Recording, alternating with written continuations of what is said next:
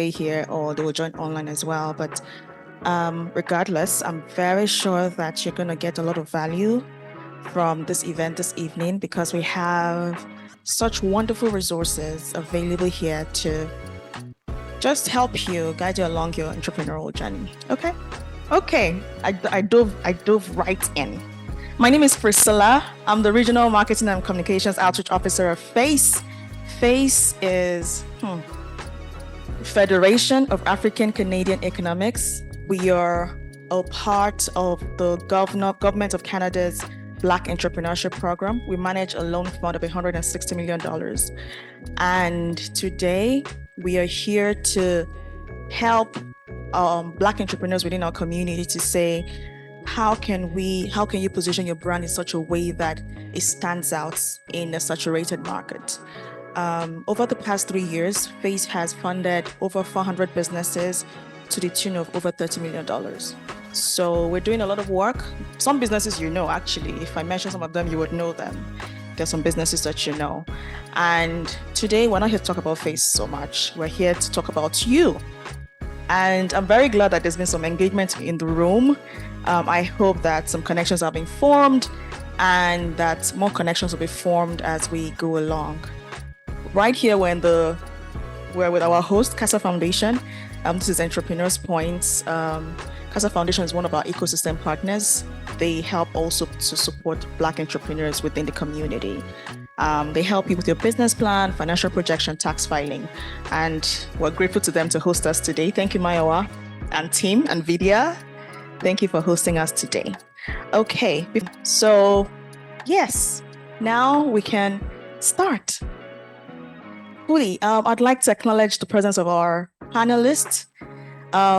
Amanda, who's the moderator of the panel session, would do a little bit more to introduce them and read their profiles to you.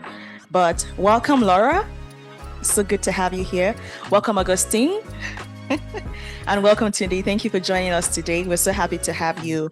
Like I said, some people have joined us online. So thank you also for joining. Welcome, everyone online.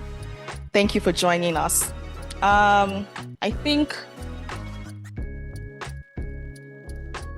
Okay, so housekeeping.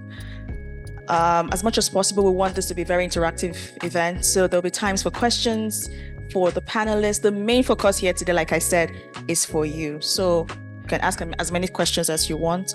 We've also curated some questions based on our interaction with people, entrepreneurs like yourselves within the community across the country. And we would ask those questions. But if you have other questions, please feel free to ask our panelists. They are equal to the task, trust me. The washrooms are just outside all the way back. So if you need any support, you can ask Vidya or Badra at the front. They would help you and direct you along the way. I think that's all the housekeeping. Right now, I'll introduce Amanda. Amanda, please rise as I introduce you. Amanda is the manager of marketing and communications at FACE. She helps with marketing efforts just to ensure that we're reaching the right targets. We're also meeting our goals as an organization. Welcome, Amanda. Hello, everyone. How are you doing this evening?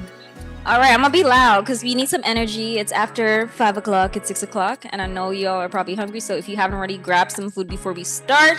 Hello to our online peoples. Welcome to Boss Up Your Branding. This is a really important event because as entrepreneurs, one of the biggest things, sorry if I'm talking too loud.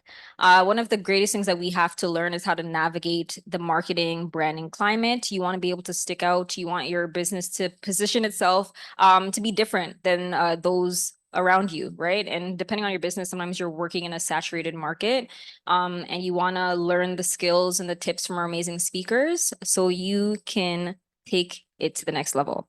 So I'm going to, hold on. Can I pull this cord? Okay. Oh, I was going to sit at this. I'll sit here. I'm going to introduce all of our panelists this evening. And I hope you guys could give them some energy after I read their bios. Clap, hoot, hoot, hooray, all that you have to do, okay? So they feel warm and welcome. So to start, we are introducing to the stage Laura Scarlett. So Laura Scarlett is a neurodivergent, multi-award-winning executive and top 100 global finance influencer. Thank you for joining us. MPA 2021 and 2022 growth 500 list 2018. Oh, okay, it's the person, right? I'm like, oh no, not the whole thing. Okay, you want me to just, You can tone it down? move it on. Okay, moving on. Okay, we got it. So Laura Scarlett plays a crucial part in the Canadian entrepreneurship ecosystem as a consultant for the BDC and as the marketing strategist and venture capital lead at Nobellum, a social enterprise that is creating 100 Black entrepreneurs in STEM by 2025. Let's give her a round of applause. Awesome. So next on the panelists, we have Tunde Omotoye. Yes. Tunde Omotoye is a dynamic leader at the intersection of technology, immigration, and community engagement. With a multifaceted background spanning the corporate and entrepreneurial realm, Tunde brings a wealth of experience to every endeavor he undertakes. And I'm gonna cut it short because I feel like you guys are going to just share your expertise with this audience as is. The bios don't need, Okay, awesome. Next, we have Mr. Augustine Fischer, who happens to be my boss. He is the Director of Stakeholder Engagement and Marketing Communications. His title is quite long, so I probably even got it wrong. But he is the boss when it comes to our marketing department at Face Coalition. So we're going to dive into our questions, and I want this to be a conversation, even though we have a list of stuff here, but I feel like, you guys know what you're talking about. So to start off, we are going to just talk a little bit about what is branding. And from all of you, we could start with you, Laura. Tell the audience, like, what really is branding? I feel like people have their different understandings of what that looks like, but in your expertise, what does that look like? The way you make someone feel on a consistent basis, and that predictability of what they can expect from you or your organization, as it were. But from my perspective, I think it's best to work on your personal brand first, as you'll find that you're going to evolve and you may create a new company and you may create many companies and you may have many partnerships. And it's better if people just understand generally what you're about and your values and what you stand for and what your expertise is. So that amalgamation of things is basically Amazing. your brand. And I want to tap in, sorry, just one more thing, because you did personal branding. What are two things that entrepreneurs should really think about when it comes to positioning their personal brand before they start jumping into their business branding? Just the problem that you solve best. First of all, like be married to your problem, not the solution. So what problem are you uniquely really, really, really, really good at solving? And then again, back to your core values, right? Like what can people expect of you and what do you stand for? Tunde?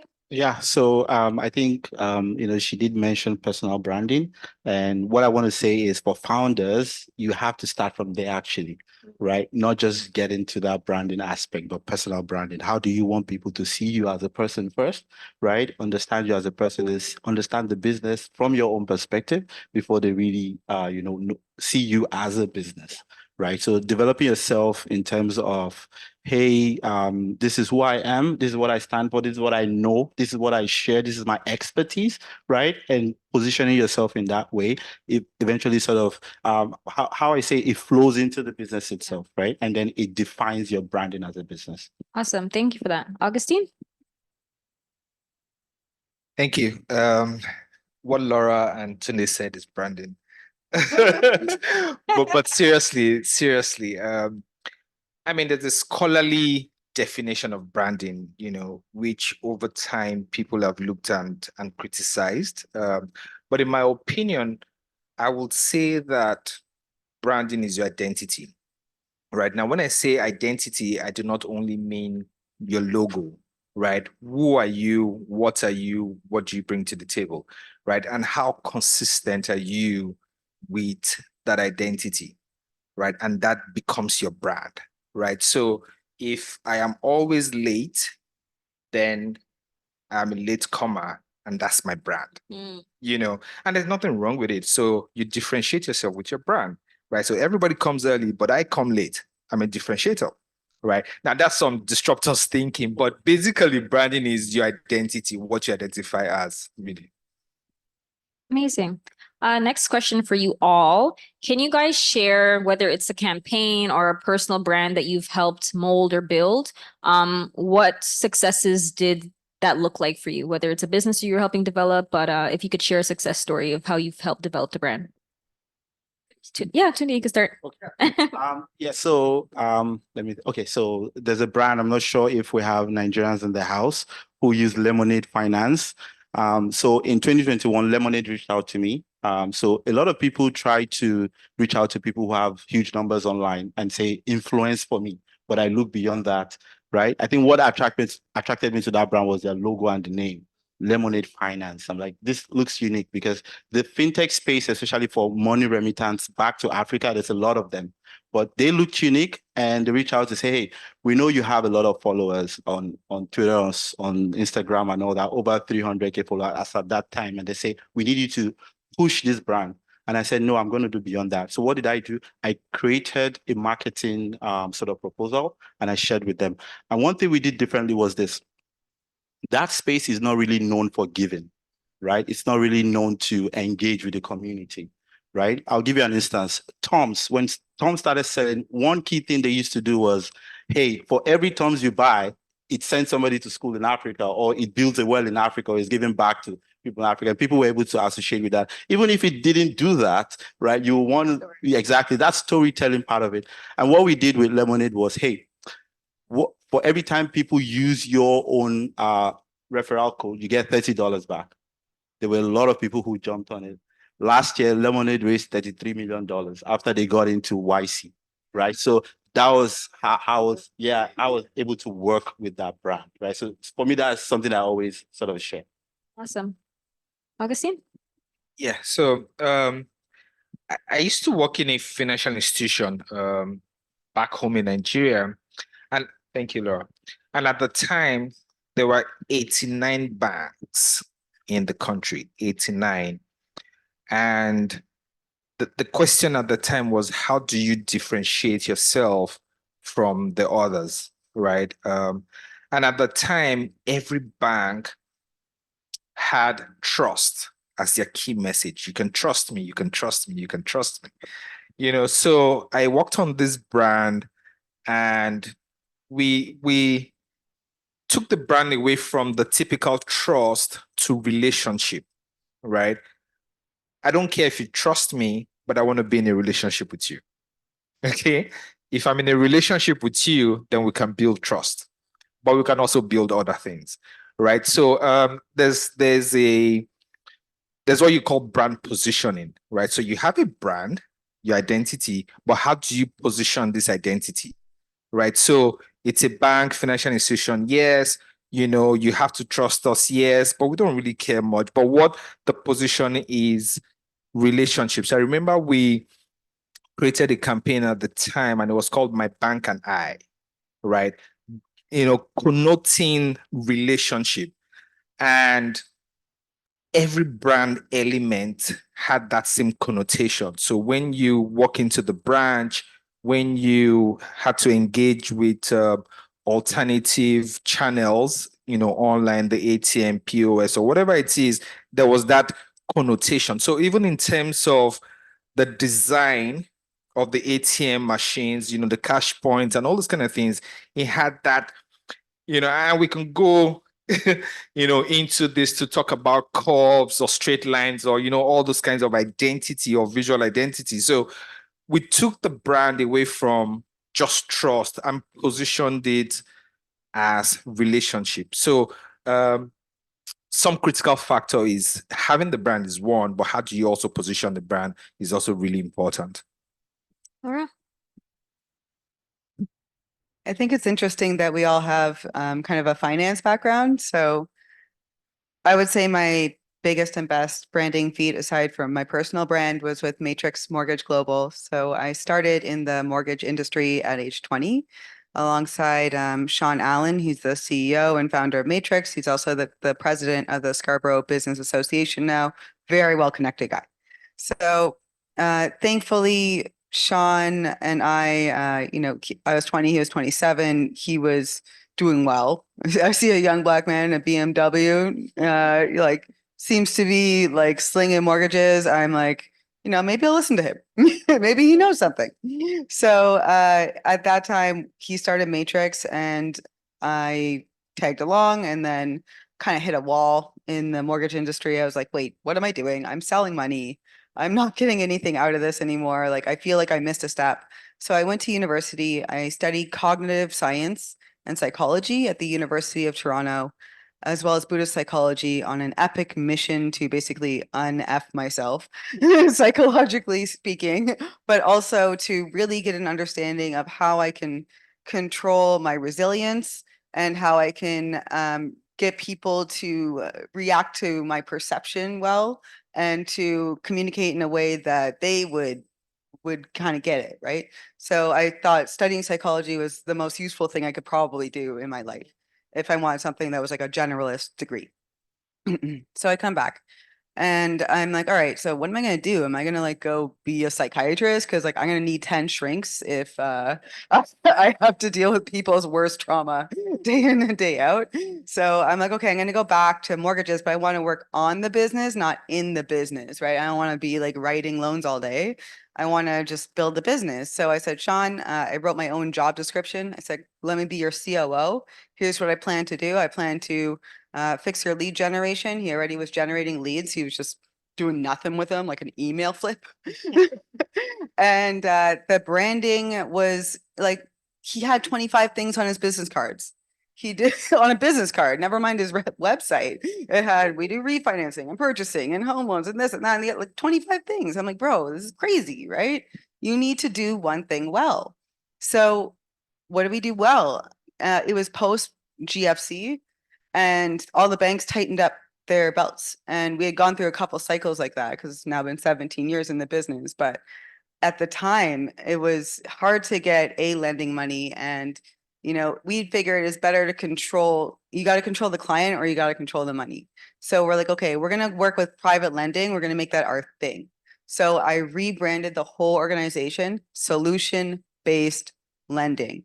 You get to have two things. You can have it fast and you can have it at all, but you can't have it cheaply. Right? So like you got to pick your battle, right? I'll give you quality service and it's going to be fast, but it's not going to be cheap. And so that was it. And so it was much easier to filter people through that, right? Like if you can walk into the bank, be my guest, bye.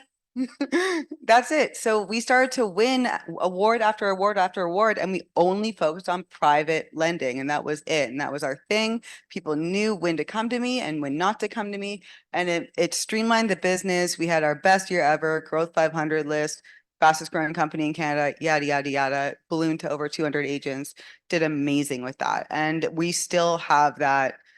We have our own private lending arm. We expanded across Canada. We were also the largest Black brokerage. We didn't intend to be a Black brokerage. We just happened to be Black people working together and kicking ass, mind you, top brokerage in Canada. But that's not what our identity was, right? Because it's not sustainable and it's a little bit exclusionary. So we really just wanted to serve a type of client that was not currently being addressed fully and to be the best at it. And that's how we positioned ourselves. So in so doing, because of the background in university, I was also a very compelling writer. So that's why we started winning all those awards. And I really focused on PR and optics because like we know we're good, we know we're making money, but a lot of these other brokerages weren't concerned about winning the awards. We're spending a lot of time on thinking about how they're going to make these submissions play and, how their advertising go and building their personal brand. So that combination of things, just, you don't ask, you don't get. You'd be surprised how many awards are out there that you can at least get a nomination for, if not win. And that's really good branding too. Hey, we were nominated as the top business in blah, blah, blah. So that's basically it. Question again for you, Laura, because you said something that was really great, and I saw some people taking notes, was like find one thing and do it well. I seen it. For entrepreneurs, a lot of us are in our basements, we're in our rooms starting businesses. We don't have Alora beside us to be like, hey, this is what you need to do. You need to be able to XYZ and pull this out and think about one thing. For the solo entrepreneurs out there, what advice would you have for them to really X out the noise of just niching down to one thing? It's a bit of trial and error, right? Like you just try one, go down that path, see how well received it is, and feel free to pivot if not, right? But just try something, okay? Just don't get that analysis paralysis. Don't worry about what other people are doing overly either, right? There's tons of marketing consultants out there. There's tons of financiers out there and fintechs out there. So don't worry about what they're doing. But again, just think about what your unique combination of skills is. Like only you can know that. Like I have this weird finance meets psychology thing going for me that a lot of people don't. And I know it. So what's your thing? Yeah, you. Yeah. Yeah, like name two things that you're like super good at. Thank you. I'm a product photographer. I do commercial product photography and rebranding businesses. Okay. And is there anything else in your history where like you just happen to have like a uncanny expertise in? I have a social work background, so I have combined that with understanding people's needs and wants and goals and emotions, and using that to actually help brand their businesses. That's really cool. So I love that. So like your thing could be like, I'm product photography with heart. You know, I'm not just about the bottom line, I'm about the triple bottom line.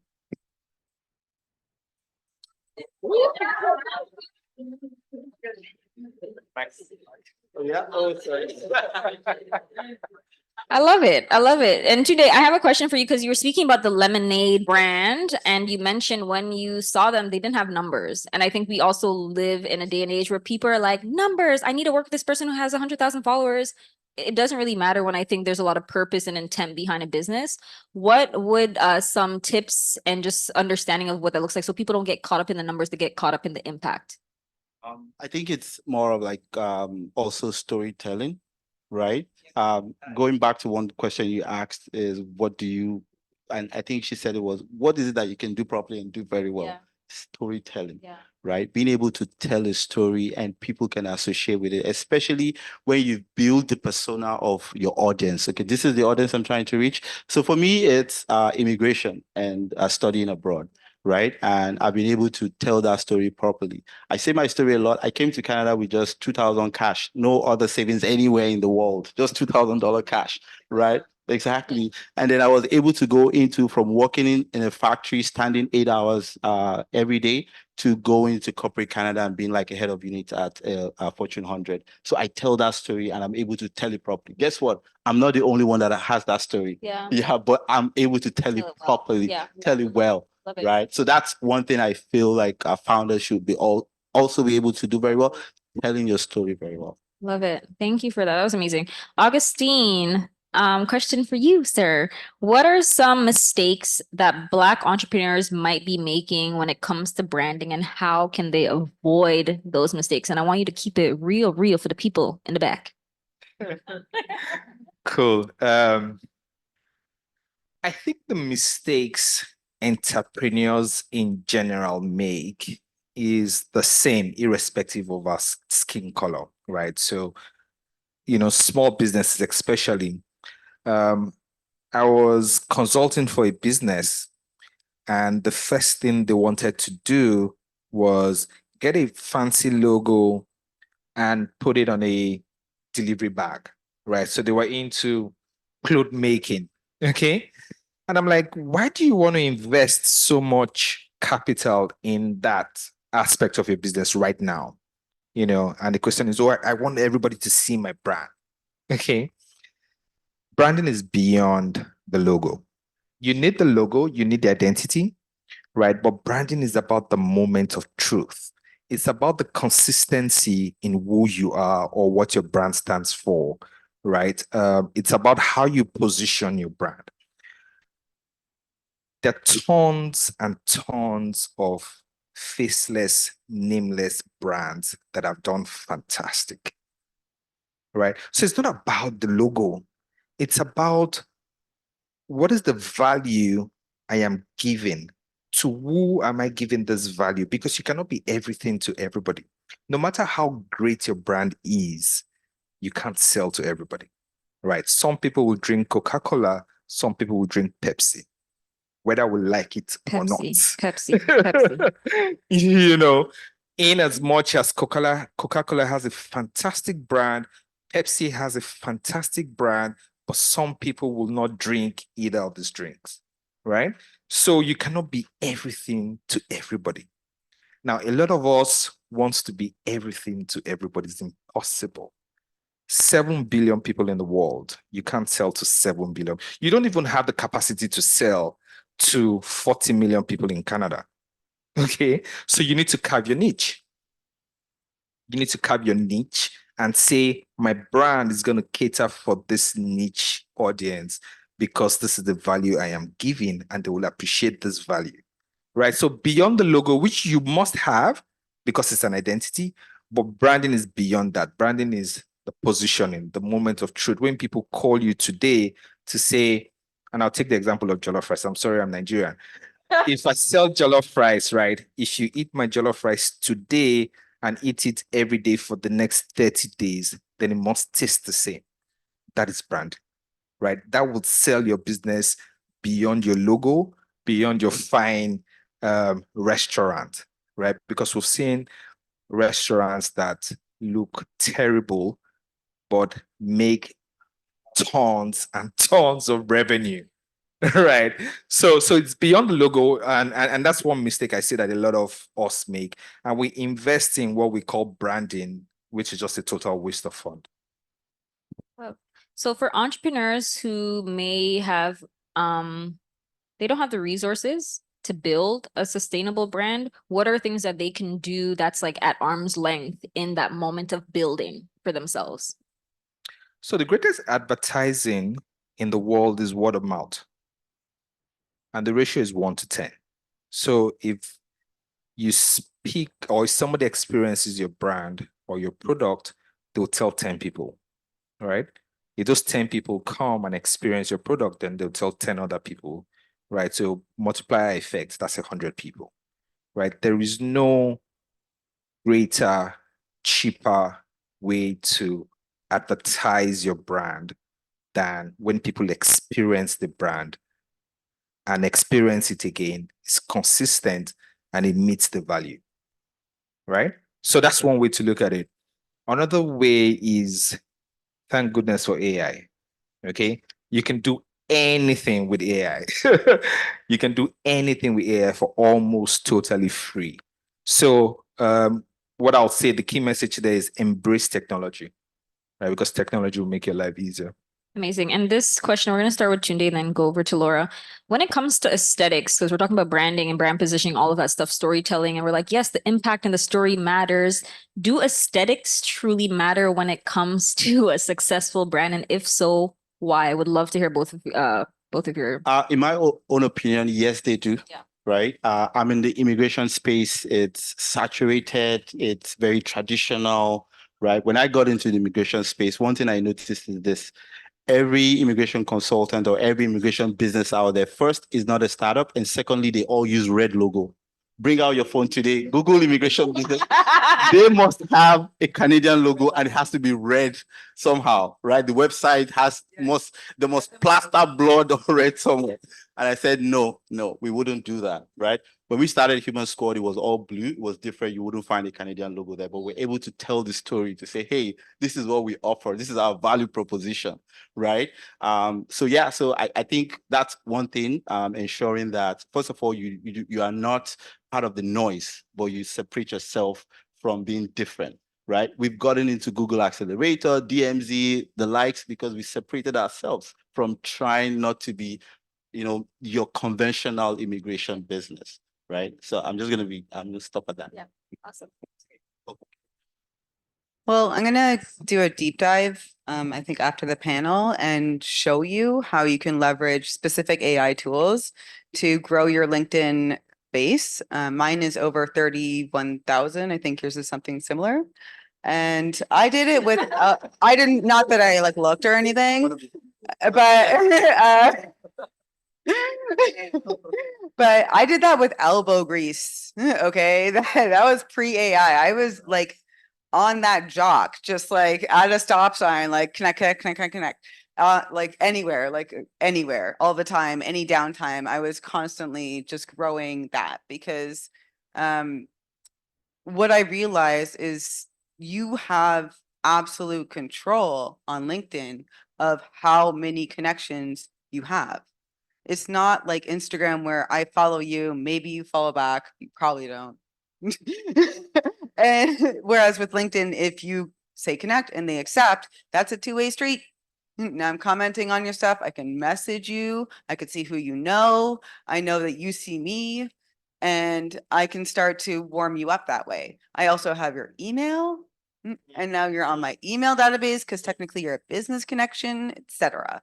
So I thought, hey, I can be a young Black woman in the financial services and be taken seriously if I have a major following. And of course, you have to do more than have a following. You need to share information that people find value in. And I always took an education approach, and just, issues would come up, you'd read the news. I find anything that makes you angry is a good thing to talk about. So it's like, oh, the capital gains tax. Right? Like, what could you do? What could you say about that? Right? And maybe you just like read a bunch about it and form your own opinion, or maybe you already have an opinion. And you share that opinion and do it in a way that isn't too ranty, but like, hey, okay, there's a lot of misconceptions about the capital gains tax. People think, oh, you're getting taxed at 66%. Well, that's after the first 250,000. So calm down. Maybe you shouldn't be making that much off a property flip. I don't know. So that's a hot take though. Like, you can't be a fence sitter. You can't just say something that isn't going to ruffle a few feathers because again, everyone isn't for you. Right. And I had that raving fan base, and I was able to build on that, and I was able to sort of realize who my real fans were.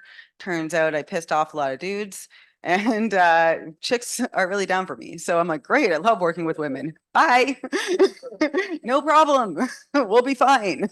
So that's cool too. It's absolutely whatever you want to do. So yeah, I think LinkedIn for me has been that absolute critical driver. It's like, it doesn't have that same virility as TikTok, for instance, where you can get 100,000 views on a post. You're probably not going to get 100,000 views on your LinkedIn post. You might get 1,000 or 2,000, but it's about, are they going to make a buying move, right? Like, no one's on TikTok to make business moves, right? They're just killing time, and they forgot what you said like 2 seconds ago because they moved on. So for me, it's LinkedIn all the way, and you all have the utmost of control over your impact and your reach on LinkedIn. But if I may add to that, TikTok got banned. yeah. Anyway, but I wasn't going to talk about the ban. I was going to talk about the audience, Yeah. right? The niche. For some people, they'll sell on TikTok. In fact, they sell on TikTok, right? For some brands, they'll sell on LinkedIn. For some other brands, it's Instagram, and it will amaze you that some people still sell on Facebook. Yeah. I don't know if anyone still sells on i5, and I'm not dating myself, but yeah. But it depends on your niche. But you see, going back to Amanda's question about if aesthetics matter for branding, it's about the consistency, right? I don't know if you guys have seen any teenagers lately post pictures. They're almost always blurry pictures. And I'm like, why do you post blurry pictures? But it's the thing for today. Now, in terms of aesthetics, or in terms of from a creative eye, I'm like, this is terrible. But that's what is making sense today, right? Now, if you stick to it, be consistent at it, you'll be known for it, right? So I used to collect artworks at some time, and I was, fascinated about abstract. And I always ask the artist, can you tell me what you were thinking about when you created this piece? But they never tell me, right? And they probably can't even replicate it, right? But those artists, and some of them are known names, right? But they've been consistent with their inconsistencies, right? So In branding, you need to stick to or be consistent with whatever it is you say you want to do and then be known for it. I also wanted to just add to that. Do we have any product-based businesses here? Okay, great. I'm happy. I'm happy because what Augustine said about the logo, for me, being a commercial product photographer, one of the things I do ask people for product-based business, whether that's a beauty brand or a candle brand, what is your long-term goal? Whether that's like 12 months to 3 years. And people are like, I want to sell in Sephora. Does your logo look like Sephora? Like, no, actually, so even thinking about those little things as well, it really does matter. And I'm not saying that within those times till you get to like sell your product in stores, you might rebrand, you might change it up, but you have to really start thinking about your longer term goals as well too, what your product, how you want to position that. Because you're now competing with a whole different world of branding of people who also have different marketing dollars behind their products as well too. So something to just consider. Did I mean to put you on the spot? Sorry, Amanda. But there's a store in Canada, I can't remember the name now, but it carries no name brands. No frills. No frills, no name, right? I spoke It to is, the yeah. marketing Yeah. director, of Loblaws that manages that brand. And the guy is so funny. His emails, his phone calls are nonchalant. And if you notice the ads, Yeah. they're like nonchalant. But that's a brand. Yeah. Okay. Yeah. Now, the truth of the matter is that you can't grow a brand overnight.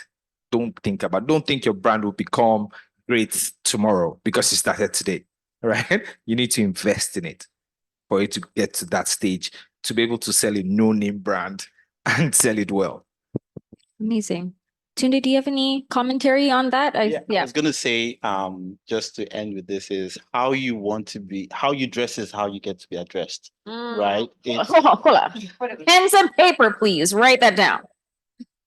I noticed that though it might be prejudice, but most times when I get into a place and I'm dressed in suit and tie, the way they talk to me is different from when I just wear t-shirt and shorts or t-shirt and jeans, right? So how you want to be addressed or how you dress is how you get to be addressed, simply. Love that. And that's the same thing with your brand, right? How do you want to look? How do you want people to perceive your brand, right? Are you that brand that is just nonchalant everywhere, or you're that brand that's selling luxury and you want people to see you as a high-end brand, or you're that brand that is very clean, very authentic, minimalistic? There's so many components to it, right? And once you define your personas and your target audience, you know how you want to present yourself.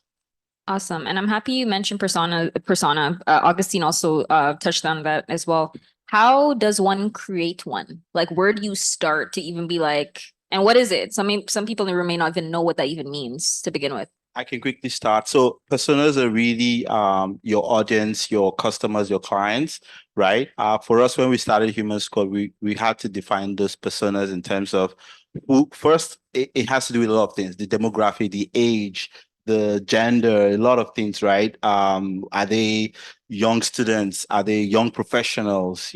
Are they like people who are old, right? So by time you are able to have that, you're able to distill down and just define that persona. And most times businesses will have like 3 different categories of personas, right? And that way you're also able to build your services and your products based on those personas, right? I know that, okay, this category of people, this is the services that they would want. This category of people, this is the services that they will want. And it actually does help you because you're not just creating a brand that's just all over the place, right? And it also helps you with targeted ads. That's another, different conversation, right? But yeah, so personas are really, they're human beings, right? And you're able to define them as to, this is the person I'm looking to sell to. Amazing. So any last commentary from all of our panelists, just some notes of people you want to share to the entrepreneurs about branding, about ways that they can just elevate their businesses, and then we're going to open the floor to questions. Laura? No pressure. So what I was thinking is that it's the culmination though, right? Like I need you to not get down on yourself just because you got 1 or 2 likes on a post or it doesn't seem like you're getting any traction. You just need to keep showing up. And the number one biggest mistake people make is not showing up next year. Okay? Takes time to grow. Just keep showing up. People will see the consistency. You'll start building, ask for the referrals. Ask your friends if you actually there's hometown haters. Usually, usually your friends and family are last to clap. I'm sorry to say, but it's damn true. So, but so anyways, you gotta ask for the referrals, you gotta ask for the business, you need to ask for the Google review, you need to get comfortable just asking, and don't refer to yourself as a small business either. I'm sure your idea is anything but small. Can I go? Yes, yes. Okay, so three things. One is for most brands, when there's a popular trend ongoing, you try to dissociate yourself and say, why do I want to jump on a trend? But sometimes you just have to talk about it as well, right? My most impression post on LinkedIn is over 1 million impression, and it's on ChatGPT.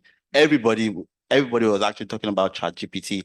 And for most people, they want, either dissociate themselves or not even talk about it at all, right? And I used it once and I saw a particular feature and I said, let me share this, right? And then it just sort of spiraled and went viral, right? So do not try to go with the trend also. If there's anything that you see that people are talking about, find a way to tweak your own messaging of your brand to that particular trend. Secondly is, I like what she said about showing up. You have to show up every day. There are some days I don't want to post. There are some days I don't want to be in front of the phone talking about immigration, but I have to do it, right? I really have to do it, right? Today we're shy of at least MRR of about 25K. And it's only because I continue to post and share every day and sort of drive traction to the brand. My latest post about 2 weeks ago on Instagram, I remember that day very well because honestly, I wore just like sweatpants and a shirt, right? But you wouldn't know. I wasn't feeling too good. Yeah, but I needed to share that post, and it had over 400K on Instagram Reels. But I had to do it, right? And lastly is, do not shy away by talking of your own products. I remember when Apple Vision Pro came out, guess what? Mark Zuckerberg came out and he came to talk about his own product, why it's better than Apple Vision Pro, and talking about why it's cheap and everything. So always talk about your product. Nobody will sell your product as much as you will, right? Nobody will. So you always have to do that. Some Augustine? Great. Branding is fantastic, but marketing is more important. I don't know what your conversion rates are, but typically conversion rates are between 1% to 3%, right? So if you have 1 million people, and that is if you're really lucky, a lot of the more conversion rates we see are fractions, right? Less than 1%. Those are the more common ones. So getting likes is great, but is that what you really want, or you want to sell your product? Okay. So personally, I don't have a personal brand online, and I'm sure you checked. But you see, it doesn't take away from the value that I bring, right? Well, LinkedIn is great for career, but I don't use LinkedIn to get jobs, right? I use word of mouth to get jobs, networks. Anyway, so going back to marketing being better than branding is, if you're bringing value, people will pay for it. At the end of the day, all you want is, one, maybe meet a need or make money, right? So your objective should be clear from day one. Now, if your objective is clear, secondly, you can't be everything to everybody. So you need to carve a niche. Where's my market? If my market is online, fantastic. But if your market is not online and you're online, you're wasting your time. Okay. So it's critical to put on the marketing hat beyond the branding hat, right? And then 3, define your brand promise. What is it that people would remember about your brand anytime? So if I meet anybody on the street and say, do you know this brand, right? And I ask the next question to say, what do you think about this brand? It's the same response everybody gives every time. That is when you're doing well with your brand. Amazing. Can we please give a round of applause to our panelists? Amazing. So we're just going to open the floor for questions. Please do not be shy. This is an opportunity to really pick these experts' brains with a lot of knowledge when it comes to branding. So if you have any questions, What is that? Here was mentioning differentiation. Basically, like how do you differentiate? For me, my company is a service-based business. The easiest way that I, describe it is it's business consulting.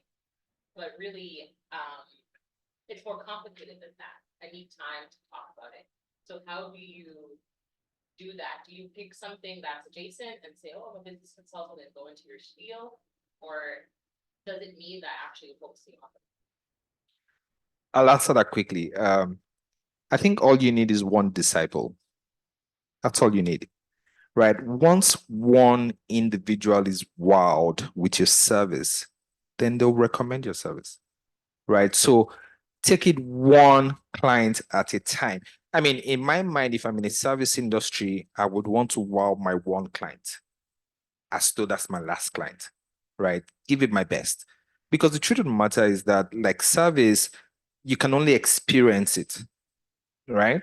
So it is the experience that will sell your business, right? If the experience is, terrible, then that's it, right? But if the experience is, I mean, I've seen people that have stuck to some airlines that have terrible accident records, right? But just because of the service. So just think about one disciple to say, I am a Jehovah's Witness and I want to get this client for God, kind of a thing. Once you have that one client, just, the word of mouth will spread.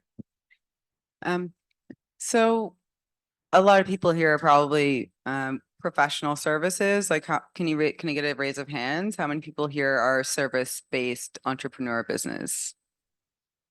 Cool. All right.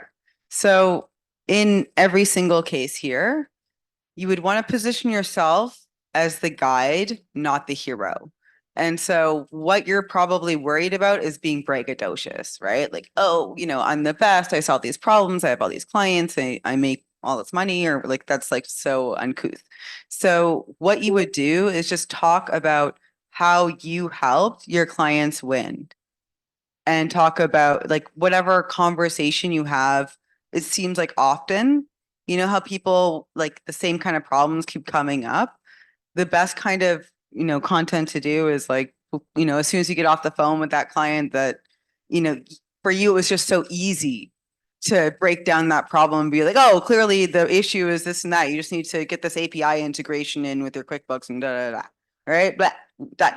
Right. And we all have stuff that we can talk about with absolute ease like that. But to them, you're like a genius, right? So without being braggadocious, you can say, I just got off the phone with the client, or, I was able to help my latest client with this issue, and now I'm saving them 8 hours a week on payroll and blah, blah, blah. And I also helped them do it with this grant, right? So without going into what you do, it's not about you at all. It's about whoever's listening, and they will resonate with that problem. They will know if it's relevant to them.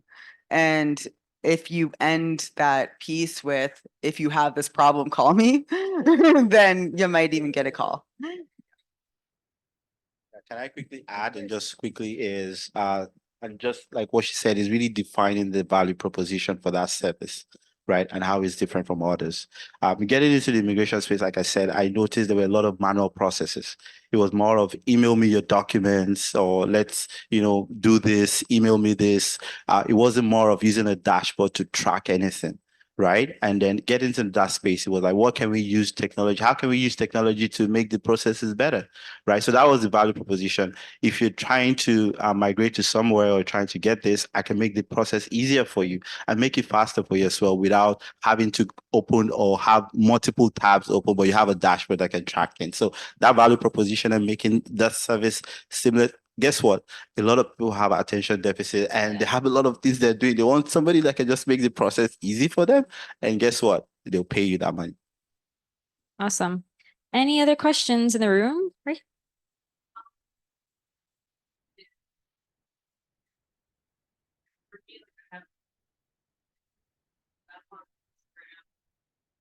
Going to go on TikTok because I know that's good market, but I also want to put it on LinkedIn because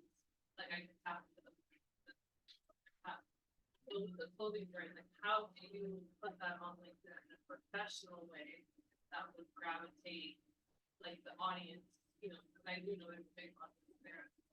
But like, because it's not the same messaging on Instagram. What kind of clothing? I was about to, yeah. Oh, so I sell like affirmation t-shirts, and it's really about empowering people. So like, in terms of the Instagram part, it's like, you know, empowering them to show up. But in terms of the LinkedIn part, it's about the part of like, you know, HR, like a lot of people they, you know, they suffer with their stress, but they don't talk about it. So it's like getting into that space. I was gonna add, I was literally at the same time, I was gonna be like, what kind of clothing? Because it really does matter. If you were gonna say like I'm a reseller and I'm getting stuff from Amazon and reselling, I was like, but because there's a message behind your brand, the content that you're gonna post is gonna be completely different. When you're talking about like mental health, you have a automatic conversation starter for LinkedIn. You have storytelling now for LinkedIn, whether that's maybe a story behind someone who purchased your shirt and they have this 15-year journey of how they've navigated through their career dealing with mental health within the corporate landscape, right? So the content that you put on each platform is going to completely differ, but you could tap into education about mental health and bring in, like, your CTA will always be your clothing website, right? Yeah, I would actually productize it differently. So with LinkedIn, it's really a B2B play for me. I'm sure people do B2C, but I think a better play would be like, okay, how can I get it in your store? Right? Like, hey, I would do a research, like do an advanced search filter for other people that are store owners, and then reach out to those store owners to see if they want to sell your shirts. Alternately, if you do custom shirts, you could reach out to anyone that has like head of HR or director of partnerships or whatever they are at their company, like whatever job title makes sense, and say, hey, you know, for your next company retreat, consider using my services. You know, here's a brochure of my pricing. It's very different. It's not so feel good. It's like, here, I'm maybe you're there at the right time when they're looking for that. Maybe you're reaching out to schools that need to do stuff, right? It could be anything, but really productize it and think about how you can make it a B2B play more so. I think I would reverse that and ask you why. Why do you want to be on LinkedIn?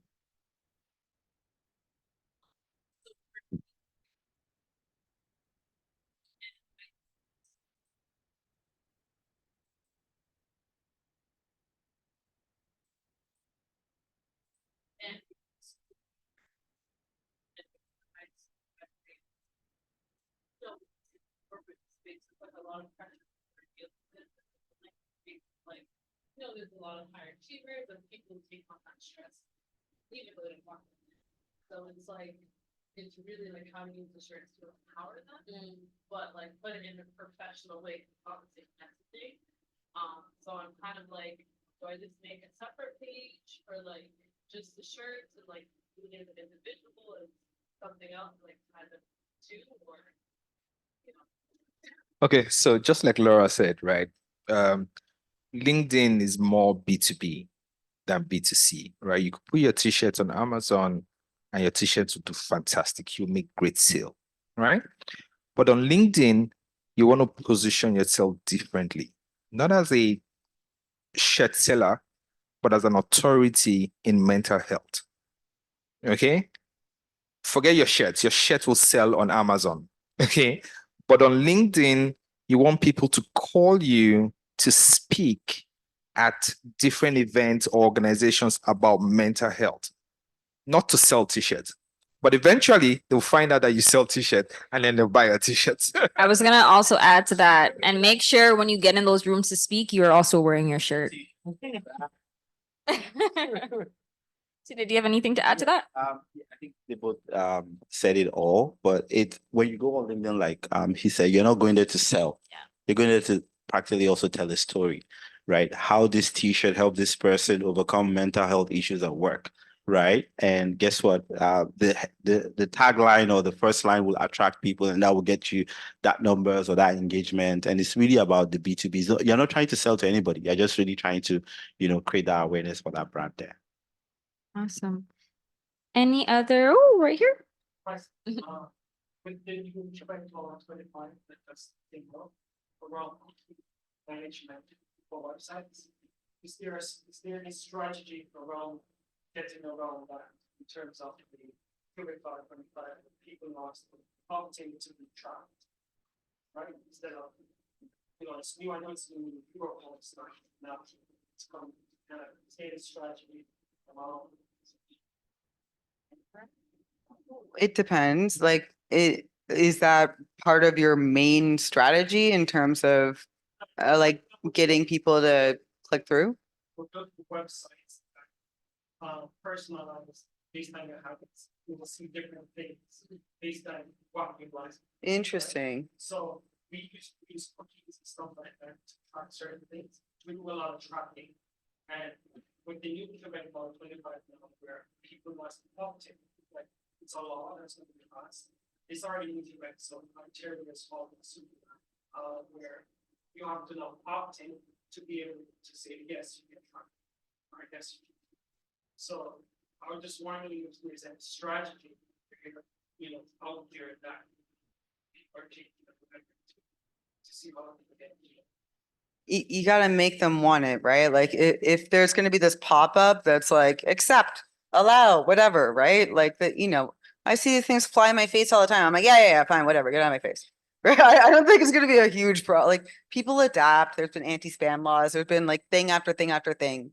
So if you have a really good lead generator on that website that has, 5 AI hacks you need to know in 2024 or whatever you're selling, if you have a really high quality lead generator where they have to accept the cookies and they have to give you their email address, then I think you should be fine. So I'm not very conversant with the law, but I know that you can't even send email marketing without getting consent, right? Privacy laws, right? So it's very similar. But then what you call, the truth of the matter is that the human mind can navigate any challenge, right? And one of the things that come to my mind is clickbait, just what Laura is talking about. If I need your information, or if I need what I'm going to get from your website, I'll give you every consent you require. So again, we're going back to the value, right? For any business, for any content, for any channel, it has to be valuable for people to exchange for it. Either exchange their consent or exchange their money for it. Value, right? And that's why one of the first questions, so as entrepreneurs, we might be passionate about an idea, we might be passionate about something, but is it valuable? Is it valuable to everybody? Or is it valuable to a group of people, right? Am I backing on the wrong tree to people that don't see the value? Do I need to change locations, for example? Do I need to change the channel, right? The point is, the only people that would exchange for whatever it is you're selling or putting out there is those that have value. So irrespective of the restriction, if people see value, then they'll click on the content. Yeah. Any other questions? So, I guess I'm a special person here. I get I'm special here because I'm not that quote unquote entrepreneur net. I've worked in a technical space my whole life for Fortune 500, Fortune 100 corporations. They've always made good things with them. That's so me. many people are in my ear, like you need to get out and do your own thing, right? Yeah, I think that's when we've been at Elevate. Yeah, we did. Yep. So everybody said that because I work for very large corporations like banks. I work for IBM. I do huge things in the company, and I'm always seeing that impacting in our space are the BIPOC, the people of color, and but mostly us who get hit. So I would love to just do the basics of teaching people about risk management and business continuation planning and everything, especially if you're a solopreneur, like if you saw that or you're seeing how you're making money. But how do I transition from a space where I work for corporate and I've helped them make billions, literally billions, I've never worked for a corporation that hasn't made billions in a year, to a space where, I'm working with smaller, but at the same time, bringing forth something that's reflective. And I don't have a background outside of corporate. So I see some similarities there. I used to work at Bank of Montreal, right? And then moved to Allstate Fortune 100. And I was like Bank of Montreal team lead and then Allstate head of unit tech manager, right? But one thing I did very well was outside that 9 to 5, I would try to help people, right? And also share my story online. However, though, there was something I did very well. I noticed that while I was in the tech space, because I worked with a lot of tech leaders, tech people like to focus on technology. They don't like to do anything compliance, business, operations, admin, whatever that is, right? So what I did best was I was able to distill complex information into simpler terms. And that was the same thing I did with immigration. I find that immigration is overwhelming, right? If somebody wanted to find out how a particular pathway about, for instance, how to come to Canada, they'll have to go to the IRCC website and they have this, everything is all over the place, right? But what did I do? I would take a lot of information and put that into threads, right? 10 tweet thread, right, on Twitter, and that will sort of blow up, right? So find that avenue. It doesn't have to be social media. It doesn't have to be online. It could be within a community of set of people who need that service that you sort of that value that you bring, and you share that with them. You distill that to them. You tell them why it's important that you're sharing that, and gradually you build that. I started the startup while I was still working at Bank of Montreal. Thankful for COVID, I was able to do that on the side while I was at home, right? And it got to a point where I decided, hey, the VC money came in and there was no point for me staying in 9 to 5 and I just had to leave, right? But it's gradual, but you have to give that value, right? And sort of share that info out there. Quit your job. No, okay. So exactly, sidestep, first of all. But I think that there's a really good branding play here, right? So what you're offering is I'll tell you what these Fortune 500 companies are doing for your small business and how it matters for you. And I'll break it down for you. And you can start working with community partners like Face Coalition, like No LMs to Enterprises. You can start helping, startups in that advisory capacity. And then you're building your chops there, right? Then you've done it and you can rinse and repeat. But what's even more than that is you need to scare the crap out of them. Okay. So like for instance, cybersecurity, not that sexy, right? But if I were talking about the $500 million heist at the MGM casino, where they literally locked down everybody, and that was social engineering more than cybersecurity in general. Like that was literally just looking on LinkedIn, who's got that job title? Okay, where do they work? Where do they live? I'm going to call the security front desk and say, I locked my keys out. Can you give me a new password? And move in from there, right? So when you make this salient to people that, hey, you're going to lose your shirt if you don't take my advice, that's the drum you need to start beating and talking about. And that's going to get people like, oh, can you help me with that? Right? Like, can you make sure I'm not that? Because your bank, if you get defrauded, like, I've seen entrepreneurs, they get 40 grand swiped out of their business bank account. Think BMO or TD's coughing that back up? Absolutely not. Absolutely. Talk about it. So I'm still stuck. 10 hours of your service or 4-hour blocks, right? Like productize it. Like people need to understand how many hours it might take, like offer them a roadmap. And like you need a ladder of products. So we could start with a free consultation, a free or a very inexpensive consultation or questionnaire that you have them do. And so they fill out the questionnaire and then you're like, okay, great, I got you. I got you. I see all these gaping holes. And then in your consultation, you scare the crap out of them. You talk about all of those gaps that are in their business. And then you say, okay, I can fix those.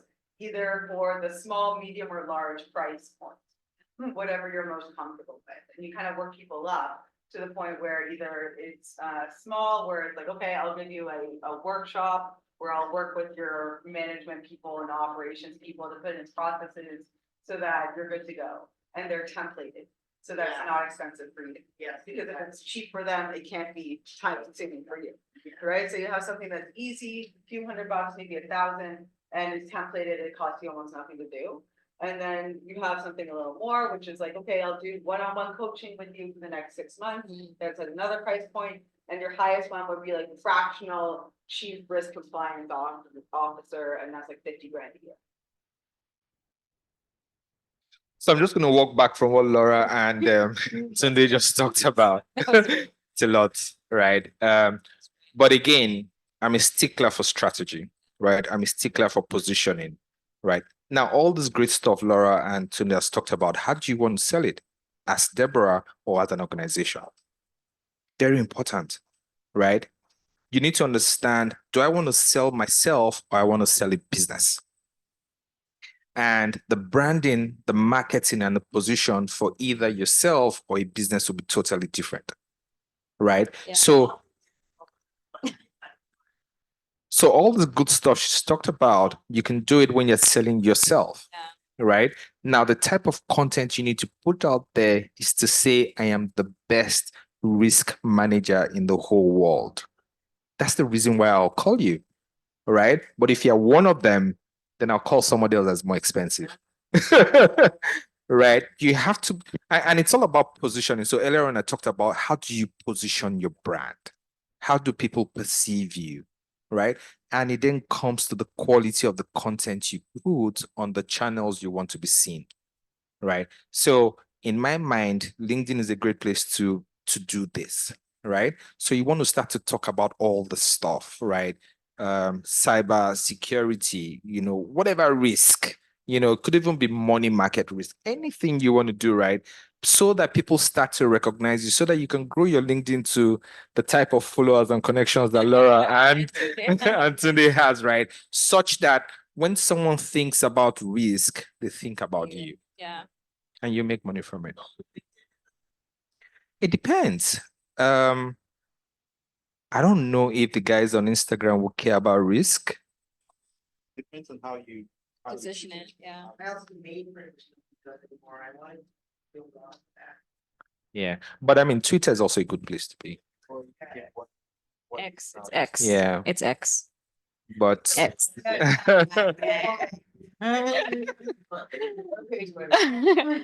We had a question at the back. I didn't forget you. Yep.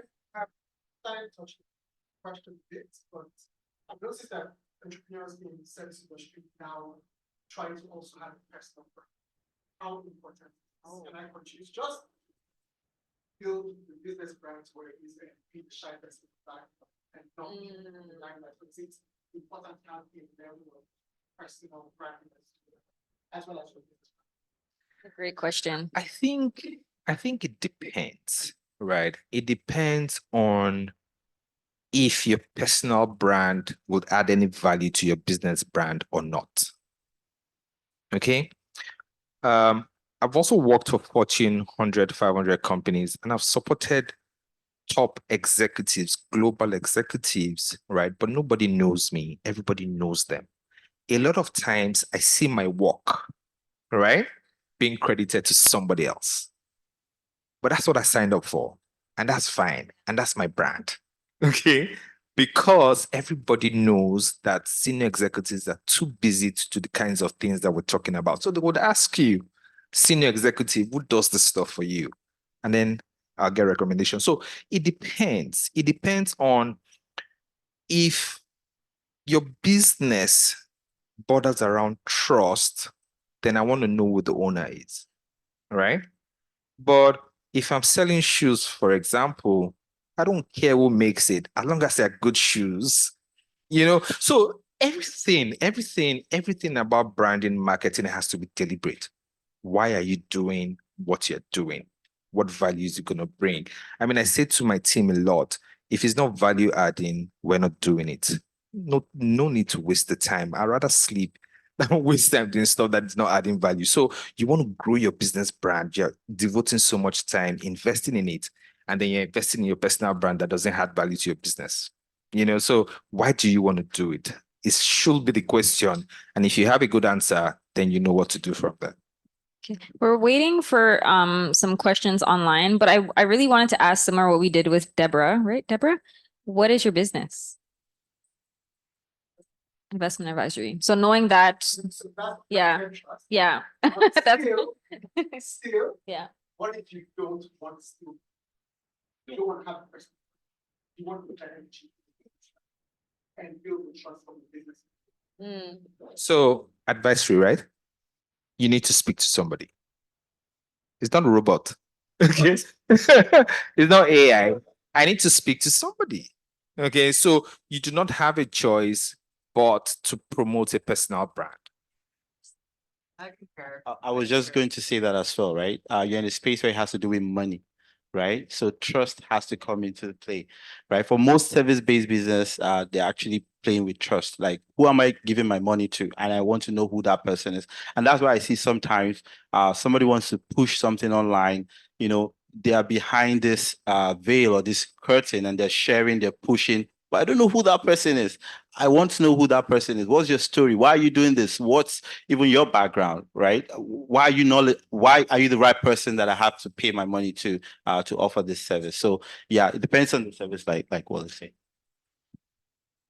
Thank you. Sorry for that, guys. Okay, so we got a couple questions coming in. Yeah, of course. Oh, yes. Yes, of course.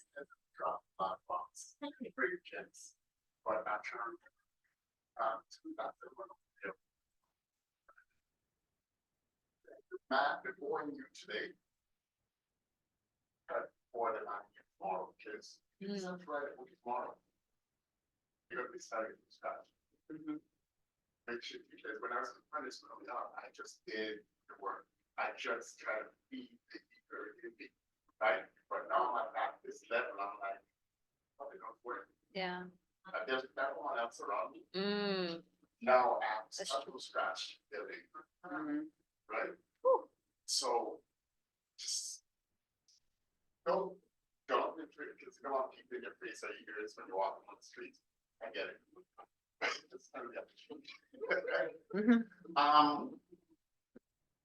About the business now. I'm a chef, a caterer, right? And I'm heading towards corporate. I am in corporate. I like doing corporate business really. When everybody else is sleeping our head down and get my weekend went down. How do you get to the admins? Because the executives don't need the decision. The admins sometimes. How do I get to that? Because the first quarter of this year, I've got my suit on, I had to like go into the building, walking, introducing myself. It's a ego thing. But the money introduction is a chef thing, right? So that has worked out for a certain point. But I don't want to be constant doing that at times. Even though the ones that I have, I just like the ones I have, something like that, right? Not nice. Where do I find these? I'm going to show you how to search for them. Yeah. We have 10 more minutes of questions, and then Laura's gonna actually be doing a presentation. Yeah. Use your use case as an Yeah. example. Okay, great.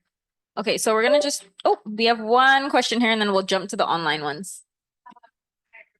I have a question, and because you mentioned that you're a chef, and my business is one around people like you who offer service to people, and like I think somebody on the panel mentioned like word of mouth being like really huge in our community.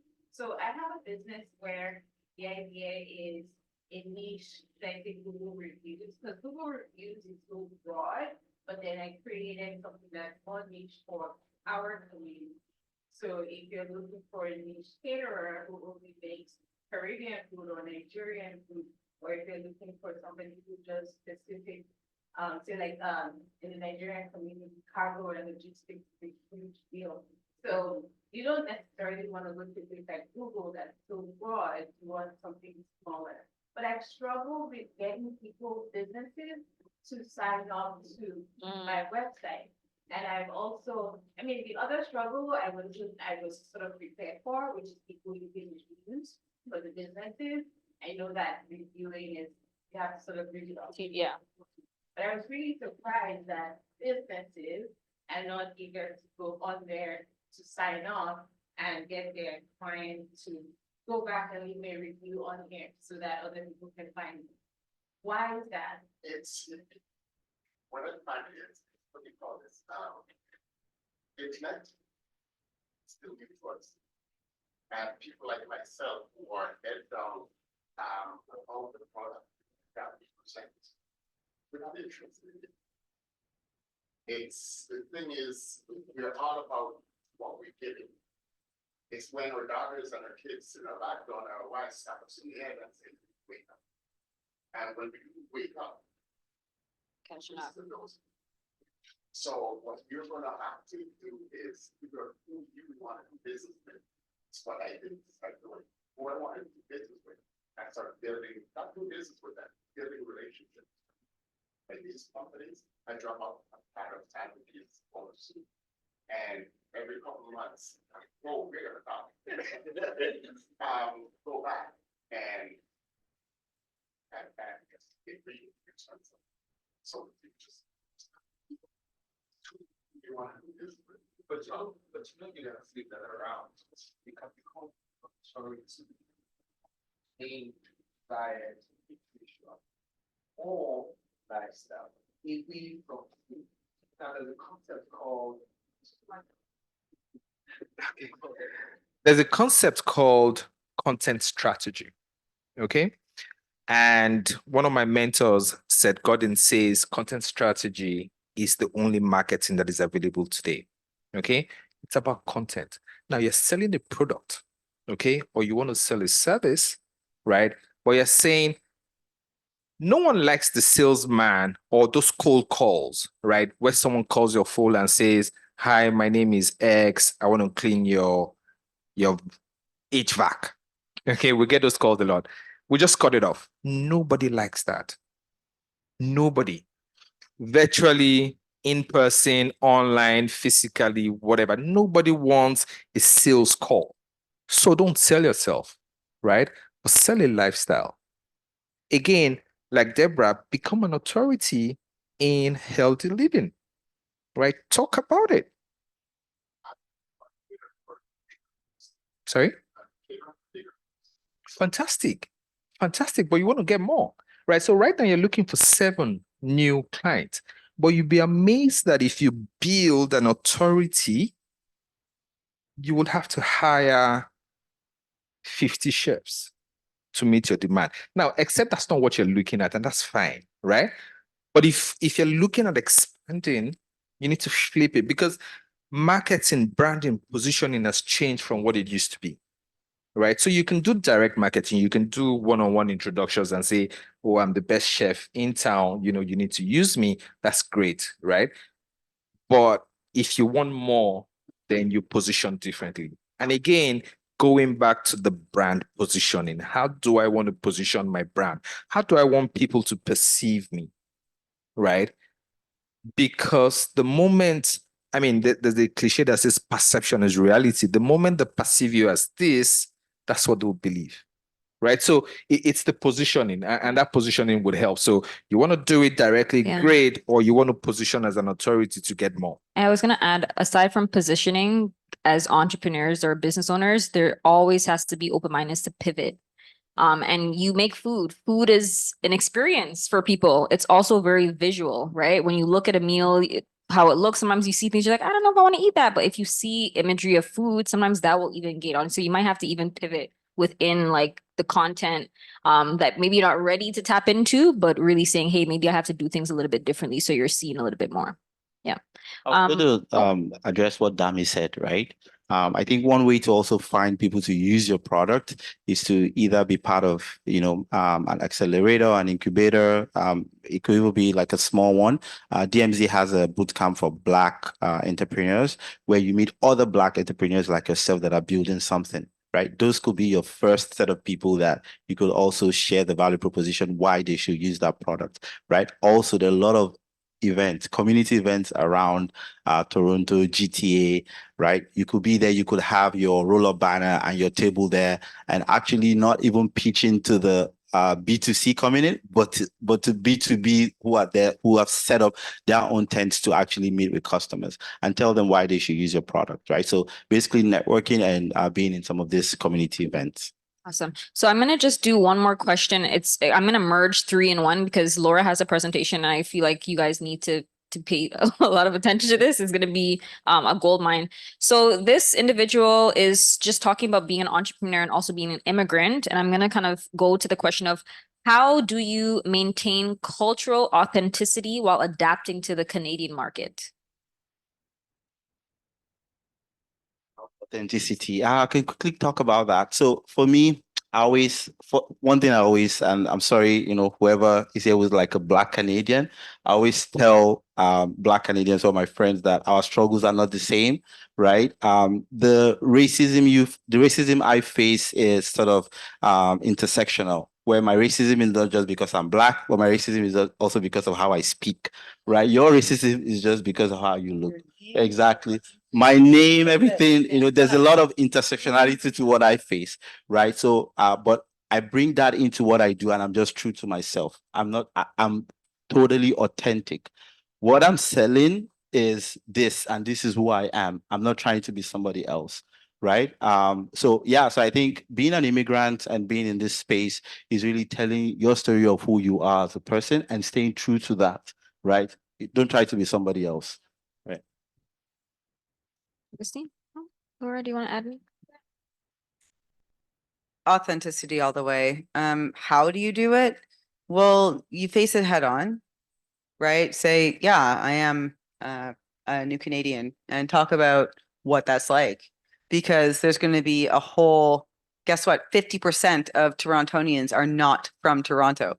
Maybe that means they're from Barrie, but that also means they could be from Nigeria. But in any case, I'm one of the very few Torontonians from Toronto that still live here downtown and no funny business with the with the burps. So I would just be very upfront about how you're adapting, tell your story about what it's like to come to Canada and some things that you like about Canada and some things that you don't like about Canada, or I think when you really share vulnerably the challenges without poor me, right? Like, don't leave people feeling down. Like, do have a come up part, but like keep telling that story. Like, that's part of your identity. Like, you're an immigrant. Well, I don't know why white people are expats and you're an immigrant, but whatever, that's another thing. Call yourself an expat, rebrand. But yeah, I think just don't be shy about it. People can sense a caginess and unsettledness when you're not good with your core, with who you are as you are right now, not who you want to be someday. Like, they can absolutely smell a fake, a poser, someone that's insecure. People smell it. It's repulsive to them. So you can't have that chip on your shoulder about it. You got to own it. Awesome. Yes. Amazing. So you guys, we're going to give our amazing panelists a round of applause for their time. Yeah.